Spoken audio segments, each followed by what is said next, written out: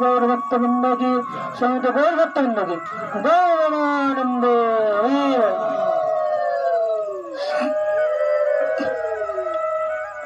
ভগবান শ্রীহরি যখন বরাহ রূপ ধারণ করলেন, এই পৃথিবীকে জলের থেকে, শাস্ত্রে বর্ণনা আছে ময়লার সমুদ্র থেকে,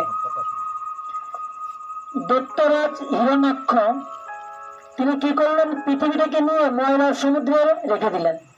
7টা সমুদ্র আছে, ময়লার সমুদ্র, ক্ষীরের সমুদ্র, লবণ জলের সমুদ্র, মিষ্টি জলের সমুদ্র, ঠিক আছে, এরকম ভাবে 7টা সমুদ্র আছে। তার ভিতর একটা সমুদ্র হচ্ছে কি ময়লার সমুদ্র, যেটা হচ্ছে রসাতলে। কোথায়? আমরা আছি একদম চতুর্দশ ভুবনের মাঝামাঝি স্তরে। আমাদের থেকে উপরে 7টা ভুবন আর নিচে 6টা ভুবন। আমরা আছি একটা না, টোটাল চতুর্দশ ভুবন। তা আমরা আছি মাঝামাঝি, বুঝতে পেরেছেন? এই নিচে রসাতলে সেখানে আছে ময়লার সমুদ্র, বিশ্বাস সমুদ্র। সেখানে হিরণ্যকশিপুরীর বড় ভাই না, হিরণ্যকশিপুরের ছোট ভাই। আমরা জগতে সবাই জানি হিরণ্যাক্ষ বড়, তাই না? কিন্তু হিরণ্যাক্ষ কিন্তু বড় না, হিরণ্যাক্ষ কিন্তু ছোট। হিরণ্যকশিপু হচ্ছে বড় ভাই। তো উনি কি করলেন, পৃথিবীটাকে নিয়ে ময়লার বিশ্বাস সমুদ্রে রেখে দিলেন। তখন ভগবান কি করলেন, ভগবানের অন্যান্য অবতার কি বিশ্বাস সমুদ্রে যাবেন? বিষ্ঠার ভিতর কে যেতে পারে? শুকর। বরাহের দেব কোথায় থাকে? বিষ্ঠার ভিতর থাকে না। তাই ভগবান কি করলেন, ব্রহ্মার ময়লা, নাকের ময়লা থেকে উনি আবির্ভূত হলেন। বুঝতে পেরেছেন? নাকের যে ময়লা, আমরা এটাকে বাংলায় কি বলি? বাংলায় কি বলি? বাংলায় একটা কথা আছে, যাই হোক, এখান থেকে বরাহদেব আবির্ভূত হলেন।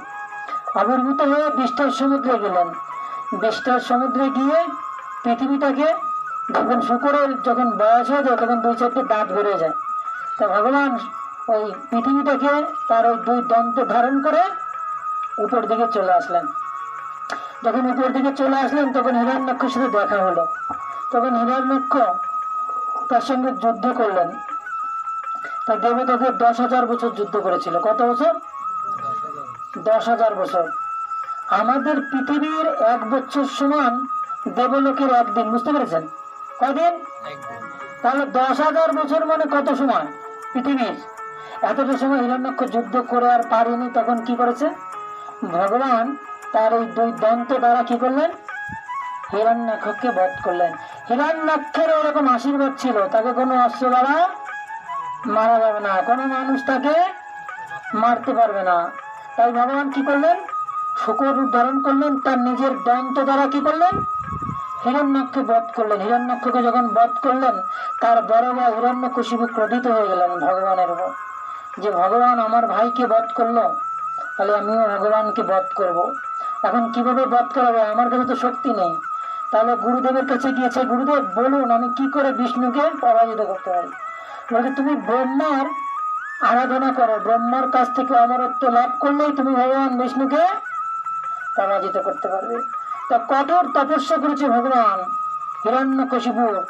দেবতাদের 35,000 বছর তপস্যা করেছে। কত বছর?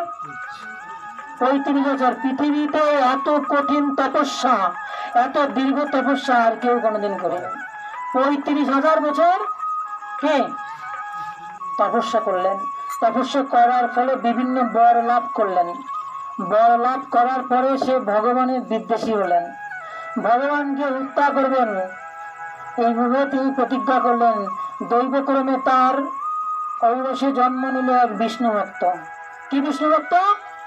শুধু ভক্ত নয়, বলছে ভক্তদের রাজা ভক্তরাজ প্রহ্লাদ মহারাজ কি? শুধু ভক্ত নয়, ভক্তরাজ প্রহ্লাদ মহারাজ। বৈষ্ণবের কোনো জাত আছে? বৈষ্ণবের কোনো মত আছে? যদি অসুরের ছেলে ভক্ত রাজ হয়, ভক্তদের রাজা হয়, তাহলে আপনার আমার কি কথা? আমরা এখন কাস্ট নিয়ে কত কিছু, বৈষ্ণবের কোনো কাস্ট নেই, বৈষ্ণবের কোনো জাত নেই, সবার উপরে বৈষ্ণব সত্য, তার উপরে নাই। দ্বিজচন্ডী দাস বলেছেন কি, সবার উপরে মানুষ সত্য। কিন্তু বৃন্দাবন দাস ঠাকুর বলেছেন কি, সবার উপরে বৈষ্ণব সত্য, বৈষ্ণব বড়, তাহার উপরে নাই। যেজন ভোজে সেই বড়, আর সব অনাচারী। তখন কি করলেন, তার ঔরসে কে জন্ম নিলেন, ভক্ত রাজ। কি জন্ম নিলেন, ভক্ত রাজ প্রহ্লাদ মহারাজ। তখন ভগবান তো ভক্তকে পাঠায় কোথায়, এমন জায়গায় ভক্তদের পাঠায় যারা তার 14 পুরুষকে উদ্ধার করে নিয়ে যেতে পারে। যদি একটা ভক্ত বংশে গৃহে যদি একজন বৈষ্ণব সন্তান জন্মগ্রহণ করে, তাহলে তার বাবার 14 পুরুষ আর মার 7 পুরুষ, এই 21 পুরুষ উদ্ধার করতে পারে। বুঝতে পেরেছেন? একজন কৃষ্ণ ভক্ত কত প্রয়োজন সংসারে। আপনার 2টো ছেলে আছে, একজনকে কৃষ্ণ ভক্ত বানান, মন্দিরে দিয়ে দেন, বৈষ্ণব তৈরি করুন, তাহলে কি হবে, আপনার বংশ শুধু আপনি নয়, আপনার 14 পুরুষ এবং আপনার যে স্ত্রী, আপনার যে মা, আপনার মায়েরও 7 পুরুষ উদ্ধার হয়ে যাবে, এই 14 পুরুষ উদ্ধার হয়ে যাবে। এমনি এমনি উদ্ধার হবে না। যখন আপনারা মারা যাবেন, তখন ওই ভক্ত ছেলে যে বলবে, এ আমার বাবা, এ আমার কাকা, এ আমার জ্যাঠা, এ আমার পিসি, এ আমার তাওই ঠাকুর, ভগবান এদেরকে ক্ষমা করুন, এদেরকে ভগবত ধামে পাঠান। বৈষ্ণবের আবেদনে কৃষ্ণ দয়াময়। বৈষ্ণবরা যদি বলে এ আমার মামা, এ আমার ভাই, এ আমার জ্যাঠা, ভগবান বলবে ছেড়ে দাও, গেট পাস। বিশেষ একটা জায়গায় আপনারা আমার সঙ্গে মন্দিরে গিয়েছেন, মন্দিরে আমার ভালো সম্পর্ক আছে, এখন আপনাদের প্রসাদ হলে ঢুকতে দিচ্ছে না, কিন্তু যদি আমি নিয়ে যাই আপনারা কিন্তু ঢুকে যেতে পারবেন কিনা? আমি বলবো তুমি আমার সাথে আসছে আমার ভক্ত, ঢুকাবে কিনা? আপনাকে ঢুকিয়ে নিয়ে যাবে। ঠিক বই ভগবত ধামে ওই রকম। যদি একজন কৃষ্ণ ভক্ত বলে ও আমার কাকিমা, আমার মাসিমা, ও আমার ঠাকুরদা, আমার তাওই ঠাকুরদা, সাথে ছেড়ে দেবে আর ঢুকাও। তো বড় ভক্ত রাজের কাকা মামা, ঢুকতে দাও, ওদের বৈকুণ্ঠে দিয়ে দাও, তখন গেট ছেড়ে দেবে। এই জন্য একটা বংশে যদি একটা শুদ্ধ কৃষ্ণ ভক্ত জন্ম নেয়, তাহলে তার বাবার 14 পুরুষ আর মায়ের 7 পুরুষ। এবার মামা বাড়ির দিক থেকে ওই যে আমার মামা, ওই যে আমার মাসি, ওই যে আমার দিদিমা, আমার মামিমা, আমার মামা তো ভাই, ঠিক না, আমার মাসি তো ভাই, সবার গেট পাস, সবাইকে ছেড়ে দেওয়া হবে। যদি সেই বৈষ্ণব বলে, বৈষ্ণবের আবেদনে কৃষ্ণ দয়াময়। নৃসিংহদেব হিরণ্যকশিপুরের বক্ষ বিদীর্ণ করে ফেললেন, খণ্ড খণ্ড করে ফেললেন, নারী বুড়িকে নিজের গলার মালা করে পড়ে নিলেন। কেন জানেন? তবে হিরণ্যকশিপু আজকে ভক্ত হয়ে গিয়েছে। ভগবান পরম পবিত্র পুণ্ডরীকাক্ষ, যে ভগবানকে স্পর্শ করে সে কি আর অপবিত্র থাকে? কতবার স্পর্শ করেছে, কোলের উপর বসেছে উরুতে। যে ভগবান তার নিজের পত্নীকেও উরুতে বসায় না, সে কাকে বসিয়েছে? একটা অসুরকে বসিয়েছে। কত বড় অসুর, বুঝতে পারছেন?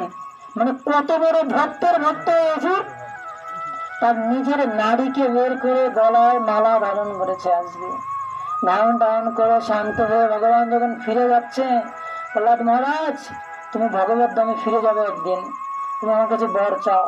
তখন বলছে, প্রভু আমি আপনার কাছে কি বর চাবো? আমাকে যদি বর দিতে হয় আমার বাবাকে ক্ষমা করে দিন। দেখুন ভক্ত কাকে বলে। এত কষ্ট দিয়েছে, আর আমাদের বাবা মা তোমাদের কষ্ট দেয়। আরে অসুর, আমার বাপ মাসে অসুর, একদম অসুর। আমরা বলি না 2 দিনের বৈরাগী, মাত্র বলে অন্য, 2 দিন সাধুয়ে পারিনি, বাবা মানে কি বলে অসুর। আর ওটা তো অসুর, আমাকে তো শোনে না, এখনো মাছ খায়, ওটা অসুর, এরকম বলি না আমরা। এরকম বলা যাবে না। প্রহ্লাদ মহারাজ কাছ থেকে শিক্ষা নিতে হবে। কি বলছে? যে প্রভু আমার পিতাকে উদ্ধার করতে হবে আপনাকে। তখন বলছে, প্রহ্লাদ তোমার পিতা তো আগেই উদ্ধার হয়ে গেছে, যখন আমি তাকে স্পর্শ করেছি কি তখনই উদ্ধার হয়ে গেছে। এর দ্বারা প্রমাণিত হয় ভক্তের কি, ভক্ত নিজে আগে উদ্ধার হয় নাকি তার পিতা মাতাকে আগে উদ্ধার করে? তার পিতা মাতাকে আগে উদ্ধার করে তারপরে ভক্ত একলাস সবার শেষে ভগবত ধামে প্রত্যাবর্তন করেন। বুঝতে পেরেছেন? তাই হিরণ্যকশিপুর যখন চলে যাচ্ছেন, তখন বলছে আমার পিতাকে বৈকুণ্ঠে আপনাকে নিয়ে যেতে হবে। বলছে তোমার পিতা তো আমার স্পর্শে পবিত্র হয়ে গিয়েছে, তাই তোমার পিতা অবশ্যই ভগবত ধামে ফিরে গিয়েছে। তাই আমাদের সবার ভগবত ভক্ত হতে হবে। কেন? আমাদের পিতা মাতাদের উদ্ধার করার জন্য। নিজের উদ্ধার আর দরকার নেই, নিজের কথা কখনো ভাবা যাবে না। আগে কার করে রাখতে হবে? আমার পিতা মাতাকে, যারা আমাকে এই মন্দির স্বরূপ দেহটাকে দিয়েছে, তাদেরকে আমাদের আগে উদ্ধার করতে হবে। আর তার জন্য আমাদের কি হতে হবে? প্রহ্লাদ মহারাজের মতো বৈষ্ণব হতে হবে। হিরণ্যকশিপুর বলছে বলতো ভগবানকে, বলছে ভগবান তো বিষ্ণু নয়, আমি ভগবান। বলছে আপনি ভগবান না, ভগবান বিষ্ণু, আমি ভগবান না। মানে বলছে প্রভু আপনি যদি ভগবান হন এ পিতা, একটা গাছের ডাল ভেঙে ফেলেছে প্রহ্লাদ মহারাজ, ভেঙে রেখে দিয়েছে। আপনি যদি ভগবান হন, এই গাছের ডালটাকে আবার জোড়া লাগিয়ে দিন, তাহলে মেনে নেবো যে আপনি ভগবান। আর এখন তো আমাদের গুরুদেব ভগবান, আমার কাকা ভগবান, আমার জ্যাঠা ভগবান, আমার দাদু ভগবান, সবাই ভগবান। ভগবানের আর অভাব নেই। বলছে আপনি যদি ভগবান হন তাহলে গাছের ডালটাকে জোড়া লাগান। বলছে তাই হয় নাকি? বলছে হ্যাঁ, আমার ভগবান বিষ্ণু পারে। দেখি তোর বিষ্ণুর কি অবস্থা, দেখা তো। এখন প্রহ্লাদ মহারাজ মন্ত্র জপ করছে, দ্বাদশ অক্ষর মন্ত্র। ওম নমো ভগবতে বাসুদেবায়, ওম নমো ভগবতে বাসুদেবায়, ওম নমো ভগবতে বাসুদেব। সাথে সাথে গাছের ডালটা যে এরকম উপরে উঠেছে, এখানে লেগে গিয়েছে। হিরণ্যকশিপুর আরো রাগ হয়েছে, আরে আমি ভগবান। বলছে প্রভু, কিন্তু আপনি কি করে ভগবান হন? এই পৃথিবীর কেউই ভগবান হতে পারে না। বলছে আমি যদি ভগবান না হই তাহলে তোর বিষ্ণু ভগবান, তোর এই বিষ্ণুকে ডাক, আমি ওকে হত্যা করবো। এরকম আরো অনেক লীলা বিলাসের পরে প্রহ্লাদ মহারাজকে একদম শেষ মুহূর্তে, আজকে আমাকে ভক্ত বলেছেন যে ভগবান নাই, ভগবান বিলুপ্ত হয়ে গেছে। আমাদের ভক্ত বলতেছে দেখুন ভগবান আছে, এই সুখ দুঃখ আসবে, যা সরে সরে যায় তার নামই সংসার। সংসারে যদি দুঃখ না আসে, সুখ না আসে, তাহলে সেটা সংসার নয়।